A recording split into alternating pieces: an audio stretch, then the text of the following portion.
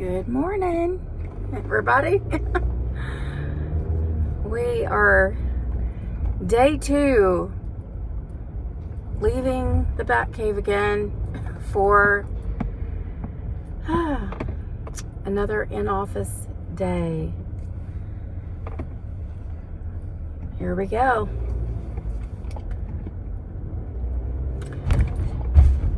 Hope everyone's day is off to an amazing start. I'm kind of a later gator.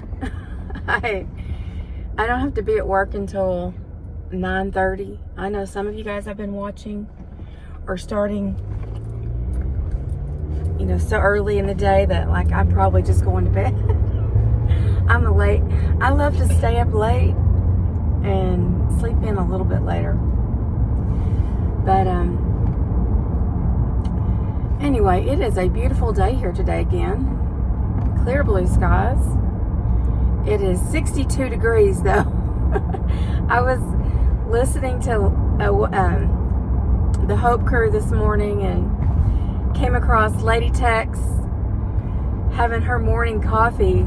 It looked like at daybreak or before the sun was coming up even. And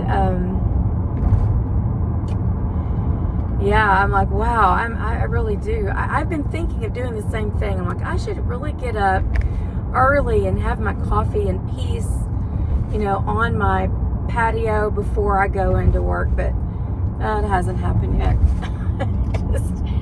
I stay up too late and then I, sleep in a little too late. And then I'm usually racing to get to the office in time. I guess that's always just kind of been my routine. But anyway, today I was thinking, as Lady Tex was having her coffee, she asked, what kind of coffee do we enjoy? And we have some things in common. My son was a barista as well, and he kind of educated me about coffee. I think I was just drinking like basic, I don't know, like whatever you get at the grocery store. Probably like, I don't know, Seattle's Best or, some coffee like that. Maybe occasionally I would get Starbucks at the grocery store. Their bagged coffee. But when he came along, and his first job was at Starbucks. He worked there for a couple of years. But he quickly developed such an enthusiasm and passion for coffee. He wanted to learn more and go.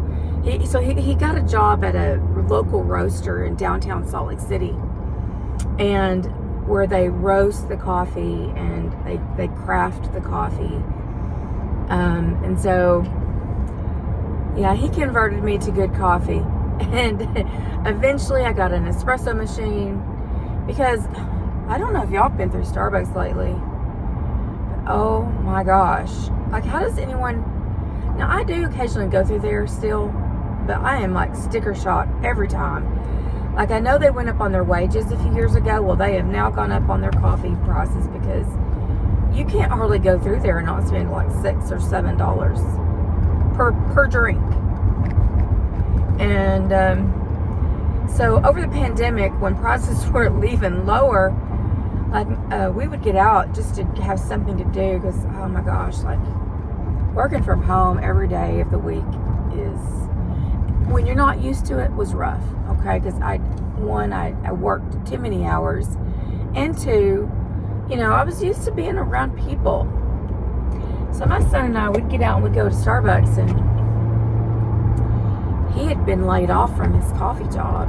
They had to shut down and during that time, and so Mom was always buying. And I looked at my app one day after a couple of months of that, and I'm like, oh my gosh, I was spending what? I think one month it was like $300 at Starbucks. So I decided, okay, this has got to stop. So I got my son sourced a really good espresso machine, and I bought one. And I thought, okay, this is expensive, but you know, I'm going to recoup. It's going to pay for itself in just a short period of time. So anyway, we got a real espresso machine, and it's not a commercial grade espresso machine. It's a consumer grade machine, but we love it. And in fact, I haven't even had a sip yet. There's my coffee right here.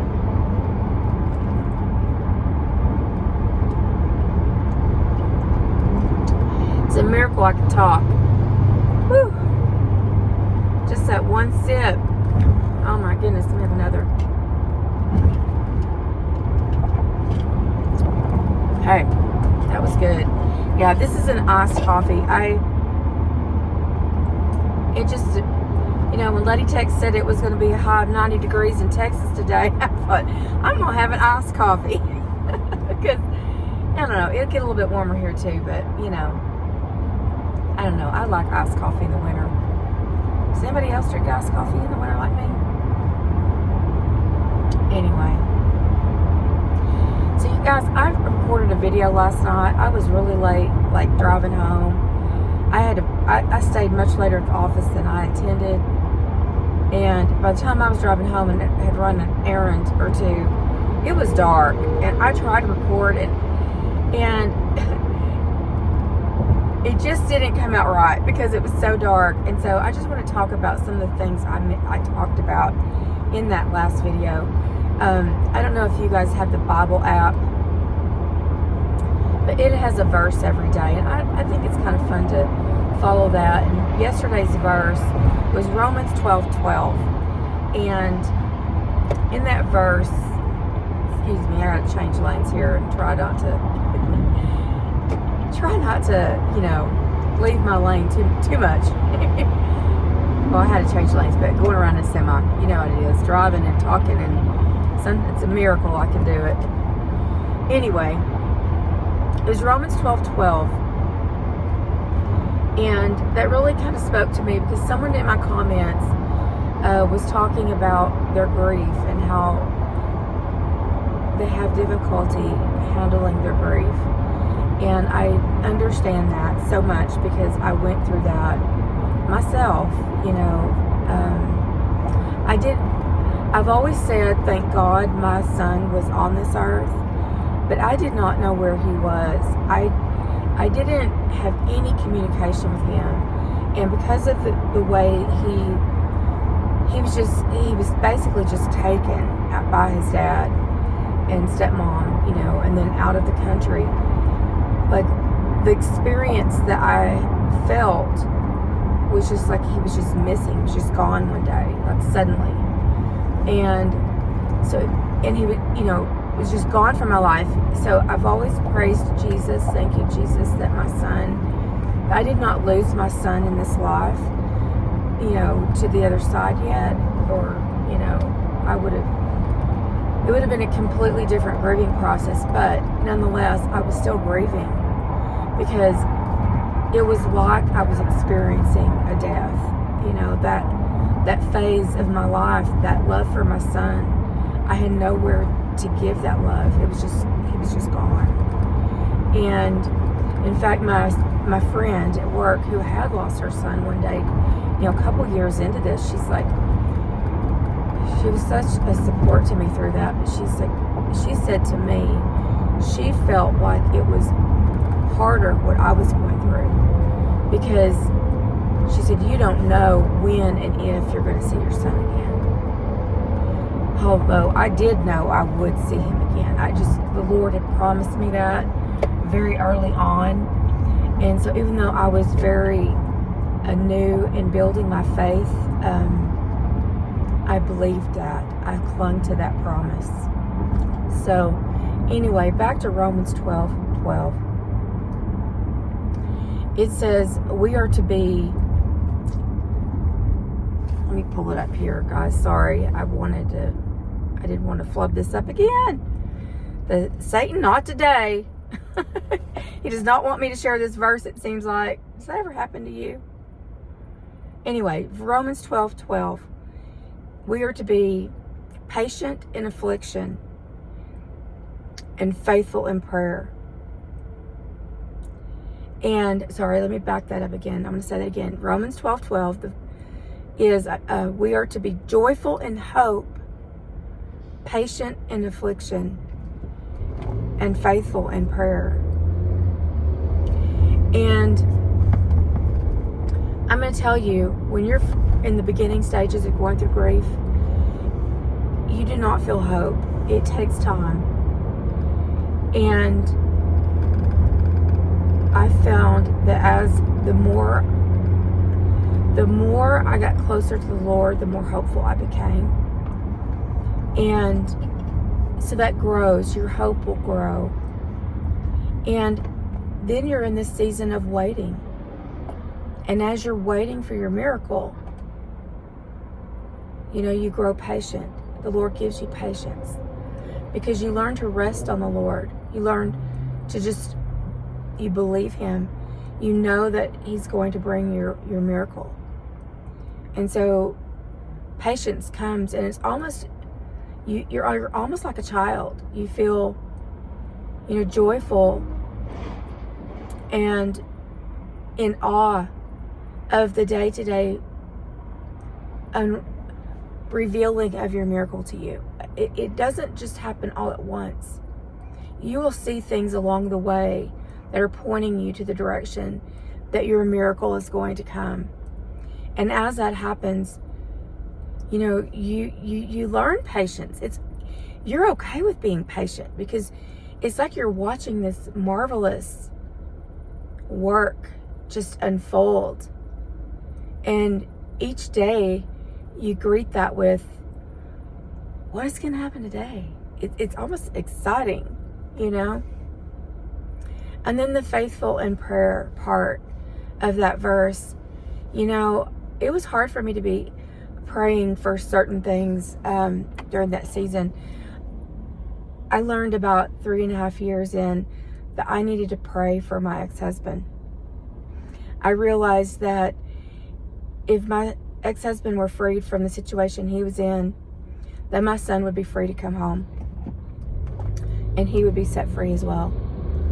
And so I started praying for my ex-husband, and I did not feel it at first, y'all. It was like, I was just saying words that were bouncing off the wall because, I didn't really mean it in my heart, because this was a person who had hurt me more than, in the worst possible way that a mother could be hurt, by taking her child from her and cutting off that relationship. And so, I said the prayers anyway, and as I said the prayers and I was faithful in that prayer, Jesus transformed my heart. It became, I was changed, and I did actually believe and have those feelings of, sincere, Christ-like, concern and care for my ex-husband. It didn't happen all at once. God was changing me. So I just want to leave you guys with that message. I hope you enjoy your coffee today. We'll talk more about coffee later. I've got so much to say about just coffee. I love it. And I'm the same way until I've had my coffee. My brain is not on yet. So that's probably why this video wasn't so clear. But I love you guys. I hope you're having a great day, and we'll chat later.